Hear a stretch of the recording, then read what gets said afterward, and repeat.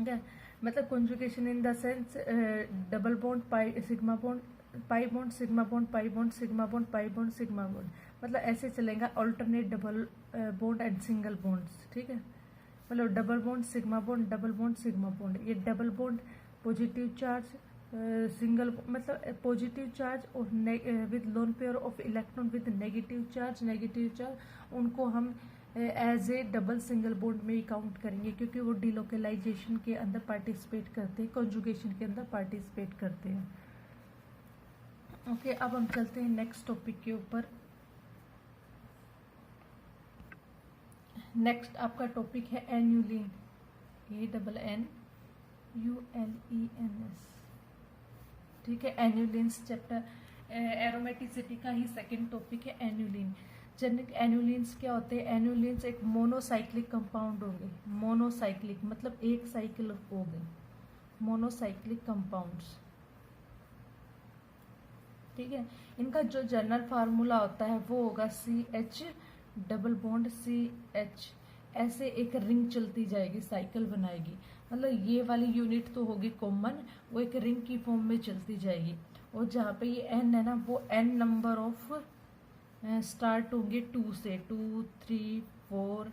अगर आप 1 या 0 से 1 से स्टार्ट कर दोगे, या 0 तो होगा ही नहीं, 1 से स्टार्ट कर दोगे तो वो साइकिल नहीं बनेगी, और आपका जो कंपाउंड होंगे वो होंगे मोनोसाइक्लिक कंपाउंड। ठीक है, अब क्या होता है कि ये जो मोनोसाइक एन्यूलिन कंपाउंड होते हैं वो कम्प्लीटली कंजुगेटेड मोनोसाइक्लिक पॉलीइन्स होते हैं। ठीक है, इनके अंदर even number of carbon atoms होंगे। तो आप डिफाइन करोगे एन्यूलिन्स are completely conjugated monocyclic polyenes।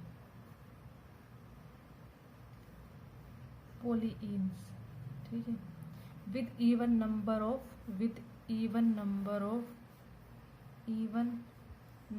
of carbon atom. ठीक है, मतलब atom in the molecules, in A molecules. क्या होगा? एक तो कंप्लीटली कॉन्जुगेशन होगा, उसके अंदर मोनोसाइक्लिक कंपाउंड होगा और even number of carbon atom होंगे। 3 कंडीशन आई है, एक तो होना चाहिए कंप्लीटली कॉन्जुगेट। ठीक है, second condition is monocyclic means वो साइकिल चलती रहेगी, डिफरेंट रिंग नहीं होंगी, जैसे आपकी अलग अलग रिंग अटैच्ड होती है बाइफिनाइल और इसके अंदर। थर्ड कंडीशन आएगी आपकी नंबर ऑफ कार्बन एटम होंगे ना, कार्बन एटम इवन होंगे, इवन। ये 3 कंडीशन है एन्यूलिन्स की, completely conjugation, monocyclic, number of carbon atom even, and जो फॉर्मूला यूनिट आपकी चलेगी CH डबल बॉन्ड CH से होगी और N 2 से स्टार्ट होगा। ठीक है, अब करते हैं इसके एग्जाम्पल। फर्स्ट एग्जाम्पल इसका है दिस, इसको आप बोलोगे पहली बार तो 1 2 3 4 4 है, ब्यूट आ गया। ठीक है, 2 डबल बॉन्ड है, ईन आएगा, और स्ट्रक्चर कैसी है? साइकिल की फॉर्म है, तो बोलोगे साइक्लो ब्यूटाडाइइन,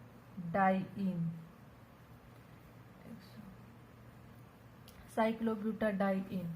ठीक है, ये इस टाइप का, इसके अंदर total number of carbon atom कितने हो जाते हैं? 1 2 3 4, इवन नंबर ऑफ, तो इसको बोलेंगे 4 एन्यूलिन।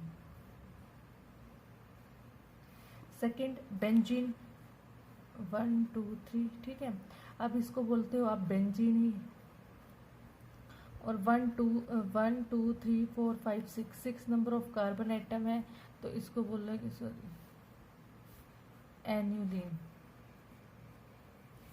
नेक्स्ट हम चलते हैं दिस 1 2 3 4, इसके अंदर 8 नंबर ऑफ कार्बन एटम है, तो 8 एन्यूलिन, और इसका नाम होगा साइकिल है, ऑक्टा टेट्रा, 4 डबल बॉन्ड है, साइकिल है, ऑक्टा 8 कार्बन एटम है, टेट्रा 4 डबल बॉन्ड है, EN जब डबल बॉन्ड आता है तो इन। अब एक और एग्जांपल लेते हैं इसका, जैसे लेंगे 1 2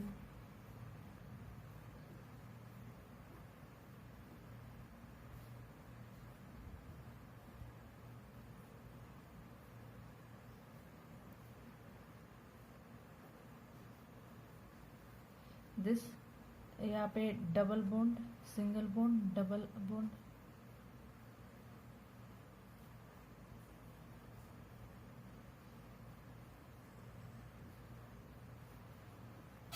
ठीक है। This is the example. Year count करोगे तो यहाँ से करती हूँ 1 2 3 4 5 6 7 8 9 10 18। तो इसको बोलोगे 18 annulene with cyclooctadecanonaene, ठीक है। ये इसकी नेमिंग हो जाती है। नेक्स्ट हम चलते हैं। अब क्या बात है आता है, ये तो एनुलिन्स हो गए, ठीक है। एनुलिन्स को हमने डिफाइन कर दिया कि मोनोसाइक्लिक होंगे, even number of carbon atoms होंगे, और देन ये कम्प्लीटली कॉन्जुगेट पॉलीइन्स होंगे। इनका एक जनरल फार्मूला, एक यूनिट होती है CH डबल बॉन्ड CH, जो कि एक रिपीट होती जाएगी, ठीक है, विद एग्जांपल्स। अब बात आती है इनका कैरेक्टर कैसा है। कैरेक्टर मीन्स वो एरोमेटिक है, एंटी एरोमेटिक है, या नॉन एरोमेटिक है, ठीक है। आपको एरोमेटिक कैरेक्टर को डिफाइन कर दिया गया था। एनुलिन्स के अंदर भी सेम एरोमेटिक कैरेक्टर चलेगा कि जो ओबे करेगा 4n+2 पाई इलेक्ट्रॉन को, ठीक है। प्लेनर होगा तो वो और एरोमेटिक नेचर का होगा। अगर वो नहीं ओबे करेगा तो इसका मतलब वो एरोमेटिक नेचर का ही नहीं है, ठीक है। अब बात आती है कि आपको ये देखना है कि कौन सा एरोमेटिक है और जिसके अंदर 4n+2 पाई इलेक्ट्रॉन नहीं होगा। कॉन्जुगेशन तो इसके अंदर हो रही है, नहीं होगा तो इसका मतलब वो एंटी एरोमेटिक कंपाउंड होगा। अब फॉर एग्जांपल अब आपके आते हैं, जैसे आपका 14 एनुलिन होएगा, 18 एनोलिन होएगा, 20 एनोलिन्स होंगे। ये क्या करेंगे, उसने बोला है कि कंजुगेटेड तो है, कंजुगेशन के अंदर तो है। ये वाले जो एनोलिन हैं वो क्या करेंगे, 4n+2 पाई इलेक्ट्रॉन को फॉलो करेंगे, ठीक है, मीन्स अकल रूल को फॉलो करेंगे। तो इस टाइप के एनोलिन्स होंगे वो एरोमेटिक कैरेक्टर के होंगे। और जो आपके 4n+2 पाई रूल को फॉलो नहीं करेंगे, for example 4 aniline, 8 aniline, 12 aniline and 16 aniline, जो कि 4n+2 पाई इलेक्ट्रॉन को नहीं फॉलो कर रहे हैं, तो वो नॉट एरोमेटिक होंगे, वो एरोमेटिक होंगे नहीं। वो में भी एंटी एरोमेटिक होंगे या फिर नॉन एरोमेटिक होंगे, डिपेंड करता है आगे कंजुगेशन को कंजुगेशन के ऊपर। जैसे हम जैसे कुछ इलेक्ट्रॉन कैसे होते हैं, जैसे एक टप की फॉर्म में, मैंने पीछे एक एग्जांपल करवाया था, ठीक है। वो इस टाइप से उसकी टप की फॉर्म बनी थी। उसको देखने में तो ऐसा लग रहा था कि उसके अंदर कॉन्जुगेशन टाइप से। एक एग्जांपल आपको दिखाती हूँ।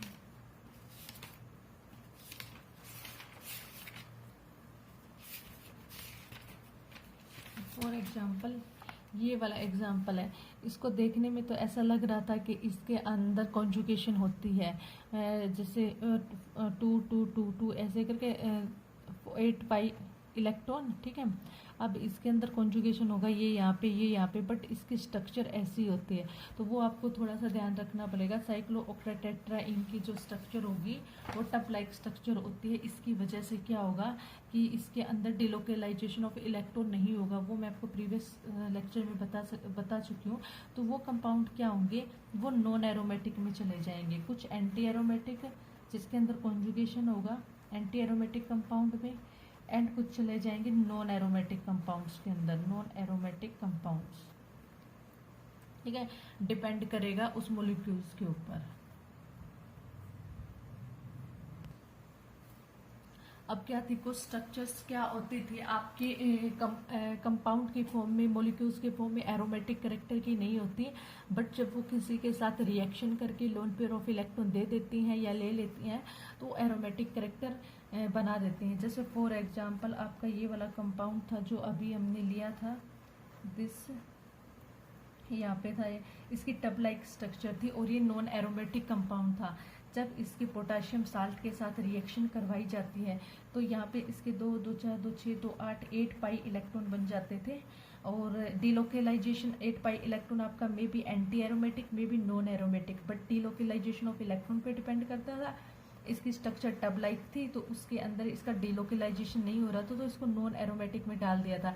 अगर इसका कंजुगेशन होता, अब ऐसे मत देखना कंजुगेशन यहाँ पे डबल है सिंगल है डबल सिंगल, तो ये कंजुगेशन है, ये इसकी एक्चुअल स्ट्रक्चर पे भी डिपेंड करता है। तो एक्चुअल स्ट्रक्चर ऐसी है, ये जो बॉन्ड लेंथ है काफ़ी लॉन्ग है, ठीक है, तो इस वजह से इसको नॉन एरोमेटिक कंपाउंड में डाल दिया। बट इसकी जब पोटाशियम साल्ट के साथ रिएक्शन करवाई जाती है तो इसका इस टाइप का बन जाता है, इधर इधर बॉन्ड विद 2 नेगेटिव चार्ज। अब इसके total number of electron count करेंगे तो 10 पाई इलेक्ट्रॉन आते हैं और विद कॉन्जुगेशन 2 नेगेटिव चार्ज आ जाता है।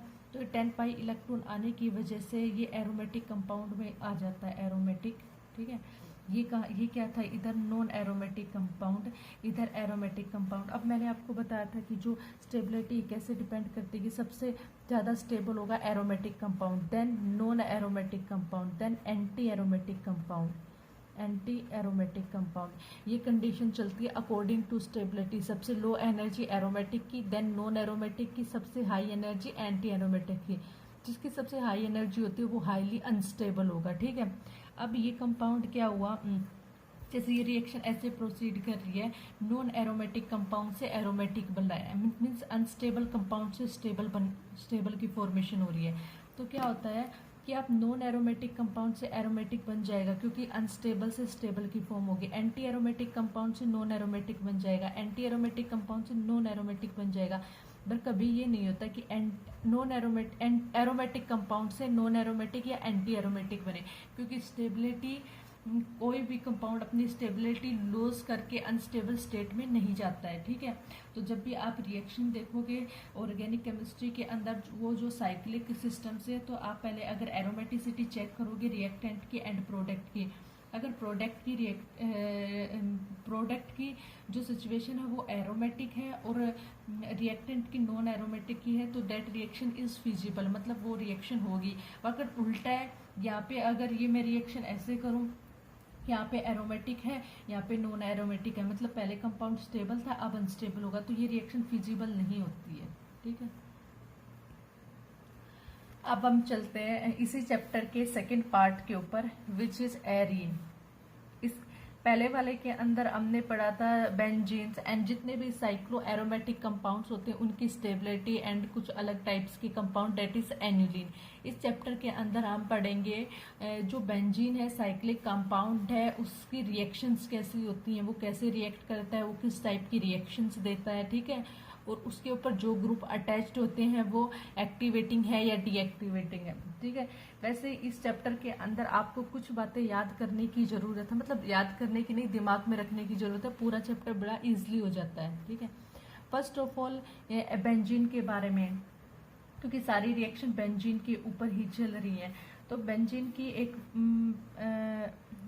की जो स्ट्रक्चर होती है ये साइक्लिक स्ट्रक्चर होती है विद डीलोकेलाइजेशन ऑफ इलेक्ट्रॉन। इस डीलोकेलाइजेशन का मतलब क्या होता है, अगर ये तो 2D है, 2D पिक्चर है पेपर के ऊपर, अगर इसकी 3D स्ट्रक्चर देखो तो ये अल्टरनेट पाई सिग्मा बॉन्ड ऐसे रिवॉल्व करते हैं, तो रिंग के ऊपर और रिंग के नीचे ऐसे डीलोकेलाइजेशन ऑफ इलेक्ट्रॉन हो जाता है। मतलब डीलोकेलाइजेशन ऑफ इलेक्ट्रॉन मतलब सोर्स ऑफ इलेक्ट्रॉन। तो बेंजीन के ऊपर और नीचे दोनों रिंग डीलोकेलाइजेशन ऑफ इलेक्ट्रॉन होने की वजह से सोर्स ऑफ इलेक्ट्रॉन कलेक्ट हो जाता है। तो इस सोर्स ऑफ इलेक्ट्रॉन की वजह से ही मोस्ट ऑफ द इलेक्ट्रोफाइल इसके ऊपर अट्रैक्ट होते हैं। इलेक्ट्रोफाइल कौन से होंगे, जिसके पास इलेक्ट्रॉन्स की कमी होगी। तो जिसके पास इलेक्ट्रॉन्स की कमी होगी वो उसी के पास जाएगा जिसके पास इलेक्ट्रॉन ज़्यादा होंगे। अब इसके डीलोकेलाइजेशन ऑफ इलेक्ट्रॉन की वजह से ये क्या करेगा, इलेक्ट्रोफाइल इसके ऊपर अटैक करेगा। इलेक्ट्रॉन सीकिंग रिएजेंट है ये, ठीक है। अब क्या होता है कि जब डीलोकेलाइजेशन ऑफ इलेक्ट्रॉन है, मतलब ये एरोमेटिक कंपाउंड है, हक्कल रूल को फॉलो करता है, इसका मतलब ये स्टेबल है। तो ये क्या करेगा यहाँ से एक हाइड्रोजन आयन निकाल के इलेक्ट्रोफाइल को अटैच कर देगा, ठीक है। ऐसी रिएक्शन जैसे ए बी की रिएक्शन में सी डी के साथ करवाऊँ, अगर ये रिएक्शन होती है ए सी प्लस में बी डी, ठीक है, बी मैंने ए कोई भी बेंजीन रिंग मान लिया, ऐसी रिएक्शन जिसमें रिएक्टेंट अपना एक निकाल के सब्स्टिट्यूट हो जाता है तो इसको सब्स्टिट्यूशन रिएक्शन बोलते हैं। ऐसी रिएक्शन को अगर इलेक्ट्रोफाइल के साथ होता है तो इलेक्ट्रोफिलिक सब्स्टिट्यूशन रिएक्शन, ठीक है। अगर सेकंड रिएक्शन ऐसी रिएक्शन जिसके अंदर कोई और प्रोडक्ट आके ऐड हो जाए, जैसे ए बी के साथ सी ऐड हो जाए, तो उसमें क्या होता है कि ए को अपने इलेक्ट्रॉन को लॉस करके अपने डबल बॉन्ड को डिफॉर्म करके दूसरा एटम अटैच करना पड़ता है, क्योंकि जो दूसरा एटम आएगा उसको भी तो इलेक्ट्रॉन्स की नीड होगी। तो उस कंडीशन में क्या होता है कि अगर बेंजीन के ऊपर कोई एटम आके अटैच हो जाएगा, अगर वो हाइड्रोजन ना आयन दे तो उसको अपना डबल बॉन्ड लॉस करना पड़ेगा और उस आने वाले को इलेक्ट्रॉन देने पड़ेंगे, तो वो हो जाती है एडिशन रिएक्शन। इस कंडीशन में क्या होता है कि बेंजीन अपनी आइडेंटिटी लॉस कर देता है, मतलब अपना एरोमेटिक कैरेक्टर लॉस कर देता है, मीन्स अपनी स्टेबिलिटी को लॉस कर देता है। पर यूनिवर्स में ऐसा कोई भी कंपाउंड नहीं जो कि अपनी स्टेबिलिटी को लॉस करे, तो इस वजह से बेंजीन कभी भी एडिशन इलेक्ट्रोफिलिक एडिशन रिएक्शन नहीं देगा, एडिशन रिएक्शन नहीं देता। तो बेंजीन ऑलवेज देगा इलेक्ट्रोफिलिक सब्स्टिट्यूशन रिएक्शंस देगा, मतलब सब्स्टिट्यूशन होगा, उस रिंग के ऊपर एडिशन नहीं होगा। अब first point is that benzene के अंदर क्या होगा, 6 pi electron, follow Huckel rule. Second point is that conjugation of electron, due to conjugation of electron clouds ring, conjugation of electron clouds ring present above the ring and below the ring.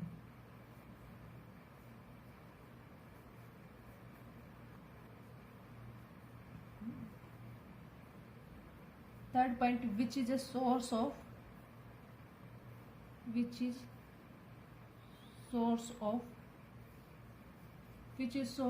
electron. That is why electrophilic attract towards the benzene. ठीक है। अब fourth point is इसके अंदर आप लिखोगे कि benzene is aromatic compound which is stable it give electrophilic substitution reaction rather than addition reaction. If it give the addition reaction, it means it lose their identity and reach in a unstable state. That is not possible. अब हम चलते हैं कि अब हमने जान लिया कि benzene is a source of electron है, वो देगा आपको इलेक्ट्रोफिलिक सब्स्टिट्यूशन रिएक्शन।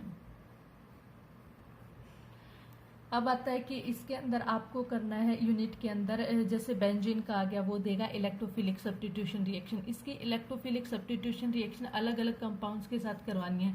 जैसे आपको उसकी रिएक्शन चाहिए होगी क्लोरीन के हैलोजन के साथ, आपको नाइट्रेशन सल्फोनेशन, तो उस बेंजीन रिंग का आपको नाइट्रेशन करवाना है, सल्फोनेशन करवाना है, ठीक है, फिडरक्राफ्ट एल्कलाइजेशन कराना है।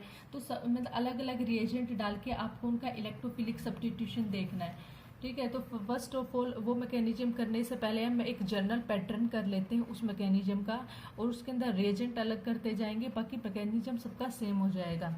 तो फर्स्ट है journal pattern of the mechanism of aromatic electrophilic substitution,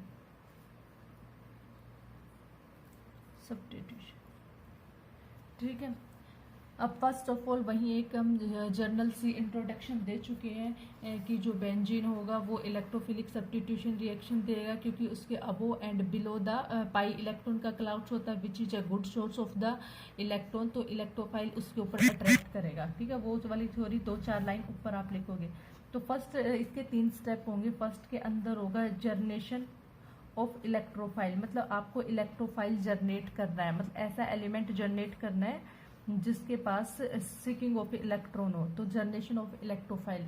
in general pattern में ई इलेक्ट्रोफाइल मानते हैं, जड़ आपका क्या बनेगा, एक रिएजेंट है ई, इसके अंदर इलेक्ट्रोफाइल है, जड़ आपका न्यूक्लियोफाइल है। ठीक है, तो जब ये बॉन्ड ब्रेक होगा तो एक के ऊपर आपको पता है पॉजिटिव चार्ज आता है, दूसरे के पास negative charge with lone pair of electron. इसके इस बॉन्ड के अंदर 2 इलेक्ट्रॉन्स थे, 1 and 2, तो जड़ क्या करेगा, आपका ई का भी इलेक्ट्रॉन ले जाएगा। एक जड़ का इलेक्ट्रॉन है, एक ई का इलेक्ट्रॉन है, और इलेक्ट्रॉन लिया है तो विद नेगेटिव चार्ज, इसने अपना इलेक्ट्रॉन दे दिया तो विद पॉजिटिव चार्ज। तो इसके अंदर क्या होगा, एक जर्नेशन ऑफ इलेक्ट्रोफाइल, आपका इलेक्ट्रोफाइल जनरेट हो गया है, electrophile. This is the first step of this mechanism. Second step is formation of carbocation, formation of carbocation.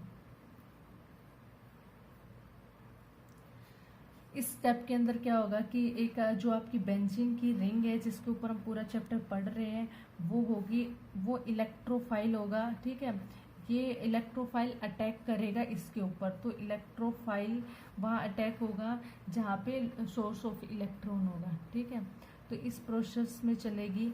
Electrophile attack किया है, अब इलेक्ट्रोफाइल अटैक करेगा। मान लो मैं इस बॉन्ड के ऊपर अटैक करवा रही हूँ, 3 है ना, 1 2 3, तो इसके ऊपर अटैक करवाया मैंने, यहाँ पे हाइड्रोजन, और यहाँ पे हाइड्रोजन तो था ही, इलेक्ट्रोफाइल। ठीक है, इलेक्ट्रोफाइल अटैक हो गया। 2 बॉन्ड सेम ही रहे, एक ये जो बॉन्ड ब्रेक हुआ है उसकी एक पोजीशन पे आपका हाइड्रोजन एंड दूसरे पे इलेक्ट्रोफाइल, और जो इलेक्ट्रोफाइल का अब देखोगे ये बॉन्ड ब्रेक हुआ है। ठीक है, बॉन्ड ब्रेक होने के बाद एक पोजीशन पे है तो आपका इलेक्ट्रोफाइल हो गया, मतलब इस कार्बन की कंडीशन तो कंप्लीट होगी 4 बॉन्ड बनाने की, बट यहाँ पे इस कार्बन के पास बॉन्ड की कमी है, तो ये क्या करेगा, इसका जो पॉजिटिव चार्ज है वो यहाँ आ जाएगा। ठीक है, तो यहाँ क्या हुआ, इस स्टेप के अंदर फॉर्मेशन ऑफ द कार्बोकैटायन। अब क्या करेगा, तो ये बॉन्ड है या पॉजिटिव चार्ज है वहाँ मूव करेगा जहाँ पॉजिटिव चार्ज है। देन सेकेंड कंडीशन, अब ये तो हाइड्रोजन ये ऐसे ही रहेगा, अब ये बॉन्ड भी स्टैंडर्ड रहेगा, इस बॉन्ड ने यहाँ मूव किया, ठीक है, अब इसके पास आएगा पॉजिटिव चार्ज। थर्ड, ये यहाँ जाएगा, पॉजिटिव चार्ज यहाँ है,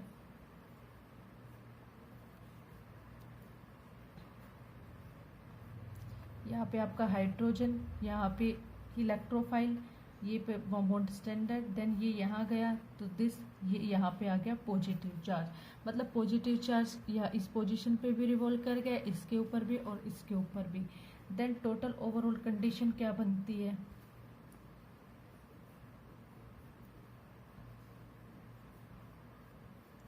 मतलब ये पॉजिटिव चार्ज पूरी रिंग के अंदर रिवॉल्व कर रहा है तो ये आ जाएगा पॉजिटिव चार्ज। इसके अंदर क्या हुआ, फॉर्मेशन ऑफ ए कार्बोकैटायन। ठीक है, अब इसके अंदर क्या बन गई है, ये formation of the carbocation. Last में क्या ये है सेकंड स्टेप। अब तो चलते हैं हम थर्ड स्टेप के ऊपर। थर्ड स्टेप में क्या होता है, abstraction of proton, abstract of proton from carbocation, carbocation. ठीक है, अब आपका मॉलिक्यूल्स किस टाइप का है, ये वाला मॉलिक्यूल्स है। ठीक है, this is the positive charge, circulation motion में यहाँ तक सर्कुलेट कर रहा है। ठीक है, इसके पास नहीं जा रहा, कार्बन एटम के पास हाइड्रोजन हीलियम सॉरी इलेक्ट्रोफाइल। अब ये आपका मॉलिक्यूल्स है, इसके अंदर क्या है कि अब आपका इधर इलेक्ट्रोफाइल अटैक किया रिंग के ऊपर, आपका अब क्या बचा, बेस। अब बेस अटैक करेगा, base with lone pair of electron with negative charge. Base का काम क्या होता है, ये हो गया आपका बेस या न्यूक्लियोफाइल, न्यूक्लियोफाइल। ठीक है, इसका काम क्या होता है, एब्स्ट्रैक्ट द प्रोटॉन, ये प्रोटॉन को लेके जाता है, एब्स्ट्रैक्ट द प्रोटॉन। ठीक है, बेस का काम यही होता है कि प्रोटॉन को एब्स्ट्रैक्ट कर लेता है, तो ये अटैक करेगा प्रोटॉन के ऊपर और प्रोटॉन को यहाँ से निकाल के ले जाएगा। तो यहाँ पे ई और एच के साथ जुड़ेगा जेड, ठीक है। ये रिएक्शन ऐसे ही बनेगी। यहाँ पे बेस ने या फिर न्यूक्लियोफाइल ने क्या किया, प्रोटॉन को एब्स्ट्रैक्ट कर लिया, मतलब इसको निकाल लिया, and then formation of the final product. This is the final product. एक बार फिर रिपीट कर देते हैं, क्योंकि जितने भी आपके आगे मैकेनिज्म करोगे, सल्फोनेशन, क्लोरोनेशन, जो भी बेंजीन के अंदर ऐड करना, बाकी सारा स्टेप सेम रहेगा। फर्स्ट में general pattern of the mechanism of electrophilic substitution reaction. Benzene आपकी देगा electrophilic substitution reaction. Generation of electrophile, इसके अंदर आपने क्या किया है, इलेक्ट्रोफाइल को जनरेट किया है। यहाँ पे ई है, ये बॉन्ड है, इनके बीच में 2 इलेक्ट्रॉन है, एक इलेक्ट्रोफाइल का और एक न्यूक्लियोफाइल का। तो जड क्या करेगा, जो कि आपको न्यूक्लियोफाइल है, इलेक्ट्रोफाइल का भी इलेक्ट्रॉन ले जाएगा, एक खुद का इलेक्ट्रॉन है, इलेक्ट्रॉन लिया है तो विद नेगेटिव चार्ज, इलेक्ट्रोफाइल ने अपने इलेक्ट्रॉन दे दिया है तो विद पॉजिटिव चार्ज, ठीक है। ये यहाँ पे इलेक्ट्रोफाइल जनरेट हो गया। सेकेंड में फॉर्मेशन ऑफ कार्बोकेटाइन। अब बेंजीन के रिंग के ऊपर इलेक्ट्रोफाइल अटैक करेगा, क्योंकि ये सोर्स ऑफ इलेक्ट्रॉन है, तो हमने ये बॉन्ड कंसीडर कर लिया, इस बॉन्ड के ऊपर अटैक करवाया। बाकी 2 बॉन्ड सेम रहे हैं, ठीक है। 2 पोजीशन थी डबल बॉन्ड की, एक ये और एक ये, तो आप इधर यहाँ पे भी अटैच करा सकते हो और यहाँ पे भी, वो आपके ऊपर डिपेंड है। तो ये यहाँ पे अटैच हुआ हाइड्रोजन, तो यहाँ तो पहले से ही था, एंड इलेक्ट्रोफाइल यहाँ पे आ गया पॉजिटिव चार्ज, क्योंकि यहाँ पे कार्बन की कंप्लीट वैलेंसी नहीं थी और इलेक्ट्रोफाइल का पॉजिटिव चार्ज था। अब क्या करेगा, ये वाला डबल बॉन्ड मूव करेगा, वहाँ पे पॉजिटिव चार्ज है, इसके अंदर ये स्टैंडर्ड रखा, देन ये ऐसे प्रोसेस चलेगी। तो ये पॉजिटिव चार्ज इस कार्बन को छोड़ के हर जगह सर्कुलेट कर रहा है, तो ये वाली रिंग ऐसे बना दी। देन इसके ऊपर हाइड्रोजन है, ये जो आपका इधर इलेक्ट्रोफाइल है, इसका सॉरी न्यूक्लियोफाइल है, इसका काम कर क्या है, हाइड्रोजन को निकालना, एब्स्ट्रैक्ट द हाइड्रोजन। तो लास्ट है abstract of proton from the carbocation. This is the आपका रिएजेंट, एंड ये इसको ऊपर अटैक करेगा, हाइड्रोजन आयन को ले जाएगा एंड फाइनल प्रोडक्ट बना देगा। This is the electrophilic substitution mechanism. अब आपने इलेक्ट्रोफिलिक सब्स्टिट्यूशन रिएक्शन का मैकेनिज्म कर लिया। अब एक अलग टॉपिक है energy profile diagram of electrophilic substitution reaction. जो आपने इलेक्ट्रोफिलिक सब्स्टिट्यूशन रिएक्शन की है, उसको आपको एक डायग्राम के, एनर्जी प्रोफाइल डायग्राम के अंदर कन्वर्ट करना है, ठीक है। जैसे आपको एनर्जी दिखानी है, आपका एनर्जी हाई होती है तो वो कंपाउंड अनस्टेबल होगा, लो होगी तो स्टेबल होगा। तो यहाँ पे आपकी है एनर्जी, हम एक डायग्राम के अंदर दिखाएंगे। ये बहुत ही इंपॉर्टेंट टॉपिक है एनर्जी प्रोफाइल डायग्राम वाला, ठीक है। यहाँ पे प्रोग्रेस ऑफ रिएक्शन की आपकी रिएक्शन कैसे प्रोसीड कर रही है, ठीक है। यहाँ पे फर्स्ट ऑफ ऑल मैं बना देती हूँ, देन समझाएंगे। दिस, ठीक है, इस टाइप की है। ये ट्रांजिशन स्टेट फर्स्ट है, यहाँ पे ट्रांजिशन स्टेट सेकंड आएगी। ये मैंने प्रोफाइल डायग्राम बना दिया है। देन हम इसके अंदर ये यहाँ पे आपका आएगा starting material, this is benzene react with the electrophile, and यहाँ पे आएगा फाइनल कि इलेक्ट्रोफाइल उसके ऊपर अटैक कर चुका है, ठीक है। ये फाइनल प्रोडक्ट है। अब आती है ट्रांजिशन स्टेट की बात। इसको यहाँ से हम बोलेंगे activation energy. First transition state है तो first activation energy, and here ये वाली हो जाएगी सेकंड एक्टिवेशन एनर्जी EA2, ठीक है। सेकंड ट्रांजिशन स्टेट इस टाइप की। आपका जो मैकेनिज्म था उसके अकॉर्डिंग क्या था, यहाँ पे जो इंटरमीडिएट पॉइंट है यहाँ पे आपका बन रहा था compound like this, positive charge hydrogen electrophile, इस टाइप का सिग्मा कॉम्प्लेक्स बन गया था। इस टाइप का आपका मैकेनिज्म था जो हमने किया। आपको इसको एक एनर्जी की फॉर्म में डाल दिया, ठीक है। पहले अगर मैं आपको एक्सप्लेन करती तो आपको समझ में नहीं आता, तो पहले मैंने एनर्जी प्रोफाइल डायग्राम बना लिया। तो अब इसके अंदर आप देखोगे कि फर्स्ट स्टेट जहाँ से रिएजेंट स्टार्ट होता है, रिएक्ट करता है, बेंजीन की एनर्जी लो है, इलेक्ट्रोफाइल अटैच होगा, ठीक है। इलेक्ट्रोफाइल अटैच होगा मीन्स ये सोर्स ऑफ इलेक्ट्रॉन है, इलेक्ट्रोफाइल इसकी तरफ अट्रैक्ट होगा, और देन फॉर्मेशन ऑफ कार्बोकेटाइन। यहाँ पे बेंजीन 6 पाई इलेक्ट्रॉन है, ठीक है, 6 पाई इलेक्ट्रॉन। ओबे हक्कल रूल को ये फॉलो कर रहा है, और हक्कल रूल बोलता है 4n+2 पाई इलेक्ट्रॉन को फॉलो किया, इसका मतलब वो कंपाउंड स्टेबल है, स्टेबिलिटी को गेन करके बैठा है with conjugation of electron, conjugate है। तो ये यहाँ कंपाउंड क्या है, स्टेबल है, ठीक है। अब स्टेबल है तो इसकी एनर्जी लो होगी। अब क्या करेगा, अगर इसका स्टेबिलिटी डिक्रीज हो जाती है तो अगर स्टेबिलिटी लॉस हो जाती है तो इसकी क्या होगी, एनर्जी हाई हो जाएगी। जब इलेक्ट्रोफाइल इसके ऊपर अटैक करेगा तो ये एक बॉन्ड ब्रेक हो जाएगा। ठीक है, पहले वाले इसके अंदर हमने किया था, जब इलेक्ट्रोफाइल ने यहाँ अटैक किया तो hydrogen and electrophile with positive charge, तो ये क्या आ गया, दो बॉन्ड आ गए जिसकी वजह से इसकी स्टेबिलिटी लॉस होगी तो एनर्जी हाई होगी। ठीक है, तो एक्टिवेशन एनर्जी इसकी हाई होगी क्योंकि एनर्जी इसकी लॉस हो गई है। तो ये जो फर्स्ट ट्रांजिशन स्टेट है ये इसकी एनर्जी काफ़ी हाई होगी, हाई, क्योंकि जब स्टेबिलिटी लो होती तो एनर्जी हाई होती, high energy of first transition state and activation energy है वो भी हाई होगी। ठीक है, तो हाई एक्टिवेट, देखो ये यहाँ पे EA1 हाई एक्टिवेशन एनर्जी किसकी वजह से हाई होगी, क्योंकि बेंजीन ने अपनी आइडेंटिटी एरोमेटिसिटी अपनी स्टेबिलिटी को लॉस करके कॉम्प्लेक्स की फॉर्मेशन की है विच इज हाईली अनस्टेबल। ठीक है, तो इस वजह से ये प्रोसेस हाईली एंडोथर्मिक होगी, एंडोथर्मिक। ठीक है, अब यहाँ पे मैं साथ के साथ पॉइंट लिख देती हूँ। तो first of all first point at this stage, इसको कुछ भी मान लो, ए वाली स्टेज मान लो कुछ भी, कि बेंजीन यहाँ पे प्रेजेंट है रिएक्टेंट की फॉर्म में, benzene is present at there position reactant, तो अटैक करेगा इलेक्ट्रोफाइल। तो यहाँ पे आपका बेंजीन होगा aromatic character with conjugation aromatic आ गया तो वो कॉन्जुगेशन है। तो follow Huckel rule 4n2 + pi electron rule, is is most stable compound at this position, but when it react with the electrophile then electrophile इसके ऊपर attack करेगा तो इस टाइप का कंपाउंड बनेगा, positive charge and with hydrogen and electrophile. तो इसमें क्या हो गया, अब इसकी एरोमेटिक करेक्टर नहीं है तो ये इसने एरोमेटिक से ये किस में चला गया, एंड में भी एंटी एरोमेटिक और में भी नॉन एरोमेटिक, तो ये अनस्टेबल होगा। तो ये जो फर्स्ट ट्रांजिशन स्टेट है ना, इस स्टेट को डिफाइन कर रही है। पहले पे तो हमने ये बता दिया, अब इसकी हाई एनर्जी हमने क्यों बनाई है, क्योंकि बेंजीन ने अपना एरोमेटिक कैरेक्टर को लॉस करके यहाँ पे चला गया है। तो transition state very high energy of the first transition state, इसकी वजह से क्या होगी, फर्स्ट ट्रांजिशन स्टेट की वेरी हाई एनर्जी होगी और हाई एक्टिवेशन एनर्जी होगी, क्योंकि और ये जो रिएक्शन होगी वो हाईली एंडोथर्मिक रिएक्शन होगी क्योंकि बेंजीन ने अपनी स्टेबिलिटी को लॉस कर दिया है। देन चलते हैं आगे की तरफ। देन सेकंड ट्रांजिशन स्टेट, जो सेकंड ट्रांजिशन स्टेट होगी ना उसकी एनर्जी लो होगी, एक्टिवेशन एनर्जी लो होगी एंड इसकी जो वैसे जो टोटल ओवरऑल एनर्जी होगी वो भी लो एनर्जी होगी। ठीक है, और ये जो प्रोसेस होगी सेकंड ट्रांजिशन वाली वो एक्सोथर्मिक प्रोसेस होगी।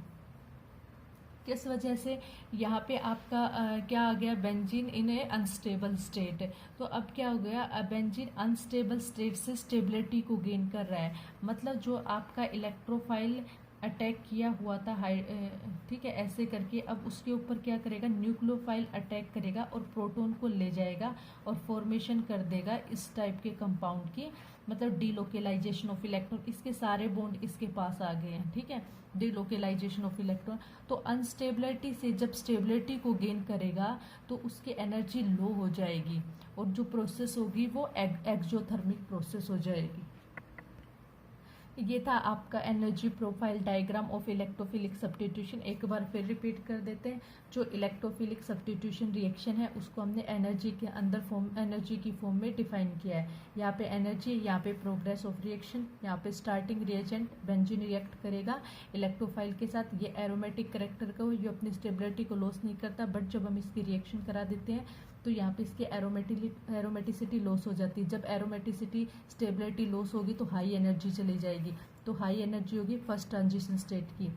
हाँ, और हाँ, जब ये जो फर्स्ट ट्रांजिशन स्टेट वाला स्टेप होगा वो स्लो स्टेप होगा क्योंकि इसके अंदर एनर्जी का लॉस हो रहा है। ठीक है, तो फर्स्ट हाई एनर्जी, एक्टिवेशन है ना, एनर्जी भी हाई होगी और हाई एंडोथर्मिक रिएक्शन होगी और ये स्लो स्टेप होगा। ठीक है, और देन चलेंगे अब नेक्स्ट स्टेप के ऊपर। तो उसके अंदर क्या करेगा कि जो आपका ये जो फर्स्ट ट्रांजिशन स्टेट पे अनस्टेबल कंपाउंड बनेगा उसके ऊपर न्यूक्लियोफाइल अटैक करेगा, वो हाइड्रोजन को ले जाके ये वाला कॉम्प्लेक्स बनाएगा।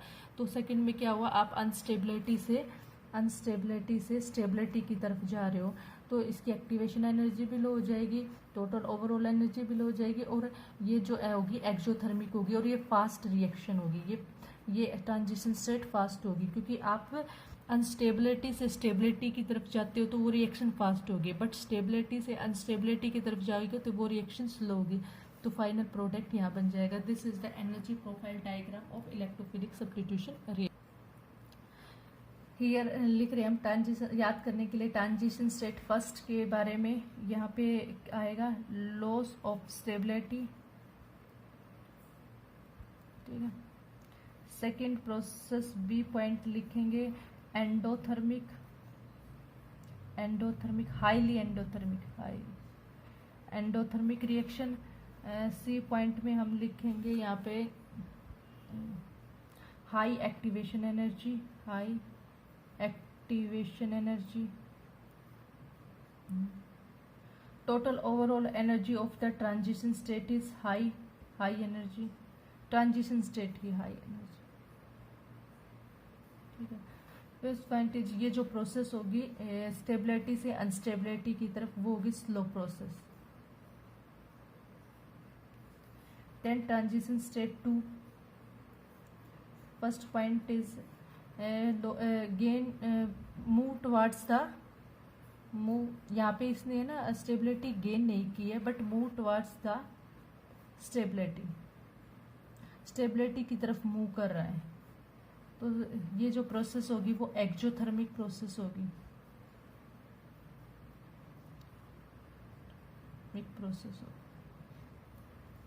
इसके अंदर जो एक्टिवेशन एनर्जी होगी वो लो एक्टिवेशन एनर्जी होगी, 2 थी, ठीक है।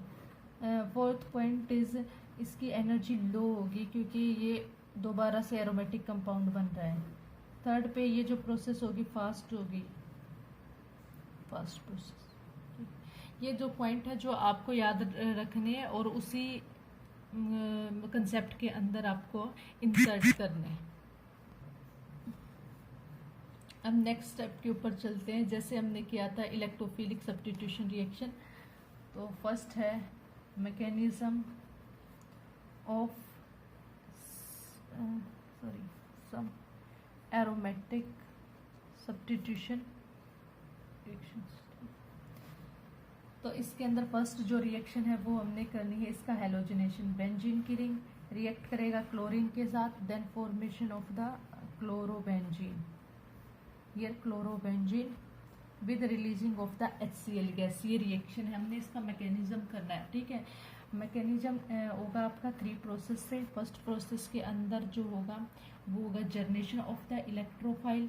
अब ये जो रिएक्शन होती है, ये रिएक्शन होती है in presence of the Lewis acid which is FeCl3, ठीक है। लेवियस एसिड की प्रेजेंस के अंदर ये रिएक्शन होगी, ठीक है। और लेवियस एसिड का काम क्या वो आगे बताएंगे। तो फर्स्ट है जर्नेशन ऑफ इलेक्ट्रोफाइल।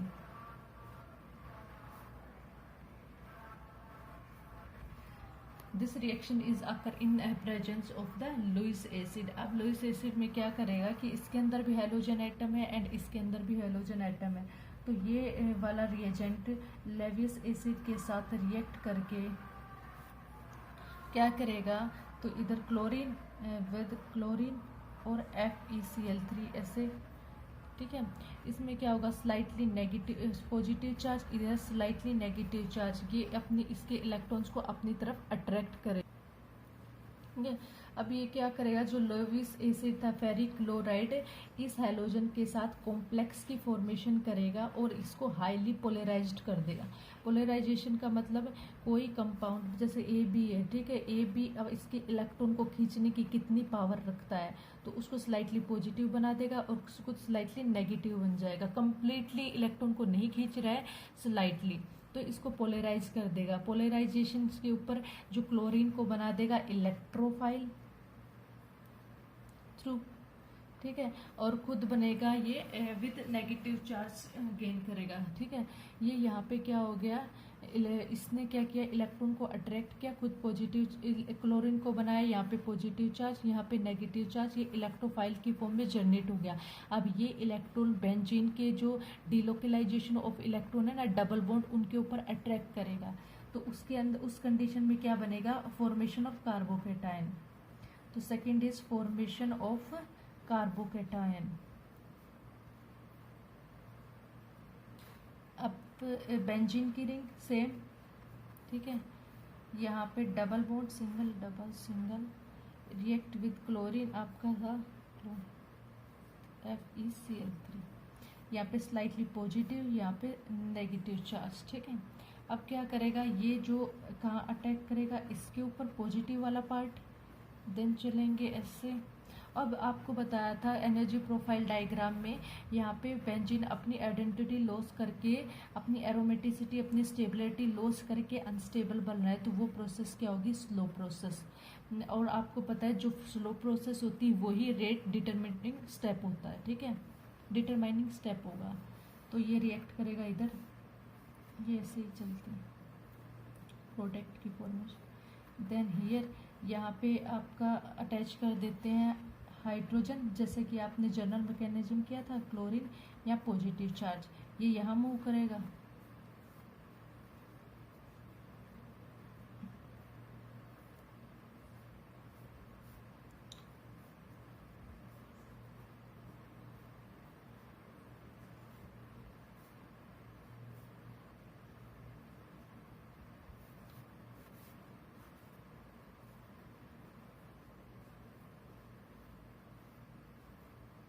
ठीक है, ये वाला कंपाउंड की फॉर्मेशन होगी जैसे पहले हुई थी, with releasing of the FeCl4 total with negative charge.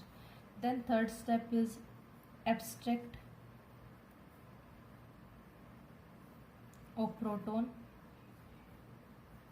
From the carbocation. इसके अंदर ये आपका न्यूक्लियोफाइल है, ठीक है, क्योंकि ये सोर्स ऑफ इलेक्ट्रॉन है।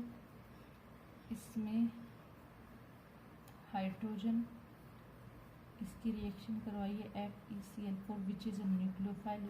ये अटैक करेगा बेस, इसके ऊपर हाइड्रोजन को अपने साथ ले जाएगा। और इसके अंदर क्या था, इधर बेंजीन अनस्टेबल है क्योंकि इसके पास पूरा डीलोकेलाइजेशन ऑफ इलेक्ट्रॉन नहीं है, तो इस वजह से ये अनस्टेबल है। अब ये क्या करेगा, जब न्यूक्लियोफाइल इसके हाइड्रोजन को ले जाएगा तो ये बॉन्ड डबल सिंगल कॉन्जुगेशन को गेन कर लेगा, तो जिसकी वजह से ये स्टेबिलिटी को गेन करेगा और ये रिएक्शन फास्ट हो जाएगी। यहाँ पे क्लोरीन और प्लस में FeCl3 प्लस HCl रिलीज हो जाएगा, जो आपने लिया था लेविस एसिड वो निकल जाएगा। तो here formation of the chlorobenzene. Same आपका जो जनरल मैकेनिज्म था उसी की तरफ चला है, और उनकी जो डिफाइन करने की जो 4-5 लाइनें थी ना, सेम वही रहेंगी, generation, formation and abstract of proton. Second है नाइट्रेशन। नाइट्रेशन नेम से इंडिकेट हो रहा है कि आपको बेंजीन के रिंग के ऊपर नाइट्रो ग्रुप इंट्रोड्यूस कराना है। तो here the reaction, this is the benzene ring and in the presence of the concentrated nitric acid which is very strong acid in presence of the H2SO4, ये भी आपको लगेगा concentrated, ठीक है। तो फॉर्मेशन होगी नाइट्रोबेंजीन की NO2 with releasing of the H2O, ठीक है। आप फर्स्ट स्टेप वही डायरेक्ट स्टेप के ऊपर चलेंगे, generation of carbocation, sorry generation of the electrophile, this is electrophile, ठीक है। इसके अंदर क्या होगा कि आपका जर्नेशन ऑफ इलेक्ट्रोफाइल होगा, वो कैसे होगा, जो रिएजेंट आप ऐड करते हो और जिसकी प्रेजेंस में करते हो वो दोनों मिलके कार्बोकेटायन को जर्नेट करते हैं, सॉरी इलेक्ट्रोफाइल को जर्नेट करते हैं। तो यहाँ पे आपका नाइट्रिक एसिड, इसको ऐसे लिख लेती हूँ जस्ट HNO3, ठीक है, इसके पास 2 लोन पेयर ऑफ इलेक्ट्रॉन होते ही हैं इन presence of the H2SO4, react कराएंगे। तो ये वाली जो प्रेशर्स होती है इरिवर्सिबल होती है, तो इसके अंदर क्या करेगा, इस ऑक्सीजन के ऊपर इसका एक हाइड्रोजन एटम आके अटैक करेगा, तो ये बनेगा H ऑक्सीजन NO2, ठीक है। ये हाइड्रोजन, जब हाइड्रोजन एटम आके अटैक हुआ तो इसके बॉन्ड, इसने with positive charge and with 1 loan pair of electron, एक लोन पेयर ऑफ इलेक्ट्रॉन से, तो HSO4 विथ नेगेटिव चार्ज। अब ज़्यादा नंबर ऑफ बॉन्ड हो गए तो पॉजिटिव चार्ज कंटेन किया है। अब इसके अंदर क्या होगा कि ये NO2 जैसे अटैच हुआ ना, H2O निकल जाएगा और NO2 with positive charge left रह जाएगा। H2O प्लस में NO2 विद पॉजिटिव चार्ज। आपका यहाँ पे हो गया है इलेक्ट्रोफाइल जनरेटेड, इसको बोलोगे नाइट्रोनियम आयन, नियम आयन। ठीक है, मीन्स क्या हुआ, नाइट्रिक एसिड ने इसके साथ रिएक्शन किया, इसका एक हाइड्रोजन आके यहाँ पे अटैच हुआ। अब जो ऑक्सीजन है उसका पॉजिटिव चार्ज कंटेन किया, ज़्यादा नंबर ऑफ इलेक्ट्रॉन हो गए थे इसके लोन पेयर ऑफ इलेक्ट्रॉन के which is a source of electron, तो यहाँ पे हाइड्रोजन ने अटैक किया। अब क्या होता है कि अब इसके अंदर जो H2O है वो निकल जाएगा और पॉजिटिव चार्ज के साथ NO2 रह जाएगा। ये आ गया आपका इलेक्ट्रोफाइल नाइट्रोनियम आयन। सेकंड है formation of carbocation, formation of carbocation. इसके अंदर वही बेंजीन की रिंग, दिस ये वाला बॉन्ड कंसीडर कर लिया है, NO2 पॉजिटिव चार्ज, इसके ऊपर अटैक होगा और ये प्रोसेस क्या होगी, स्लो होगी। सेम एक्सप्लेनेशन जो पहले दो मैकेनिज्म में मैं बता चुकी हूँ वही सेम चलता आएगा। दिस यहाँ पे हाइड्रोजन, यहाँ पे NO2, यहाँ पे पॉजिटिव चार्ज, डबल बॉन्ड, ये यहाँ मूव करेगा, देन दिस, अब ये यहाँ हो गया, ये यहाँ, तो पॉजिटिव चार्ज यहाँ आ गया। से थर्ड, यहाँ पे हाइड्रोजन, यहाँ पे NO2, अब ये यहाँ मूव करेगा तो पॉजिटिव चार्ज यहाँ आ गया। दिस ओवरऑल स्टेट क्या हो जाएगी, ऐसे करके positive with hydrogen and NO2। ठीक है, ओवरऑल स्टेट आपकी ये हो जाती है। अब से थर्ड वाला होगा फॉर्मेशन ऑफ प्रोडक्ट या sorry abstract of proton, abstraction of proton from carbocation, from the carbocation, मतलब इस कार्बोकेटायन से प्रोटॉन एब्स्ट्रैक्ट करना है। तो उसके अंदर क्या होगा आपका, दिस रिएजेंट था आपका, दिस पॉजिटिव HNO2, आपका निकला था वहाँ पे HSO4 नेगेटिव। बाहर से कोई रिएजेंट नहीं है, जो आपका न्यूक्लियोफाइल है, एक न्यूक्लियोफाइल बनाया था और एक इलेक्ट्रोफाइल बनता है फर्स्ट स्टेप के अंदर। तो ये क्या करेगा, प्रोटॉन को लेके चला जाएगा, दिस, ठीक है, ले गया तो बनेगा यहाँ पे NO2 with releasing of the H2SO4, और ये जो रिएक्शन होगी अनस्टेबिलिटी से स्टेबिलिटी की तरफ जा रही है, तो फास्ट रिएक्शन। नेक्स्ट मैकेनिज्म चलते हैं सल्फोनेशन, मतलब सल्फोनेशन मीन्स उस बेंजीन रिंग के ऊपर हमें सल्फोनिक ग्रुप अटैच करवाना है। सल्फोनेशन मतलब बेंजीन रिएक्ट करेगा विद H2SO4 के साथ एंड फॉर्मेशन ऑफ द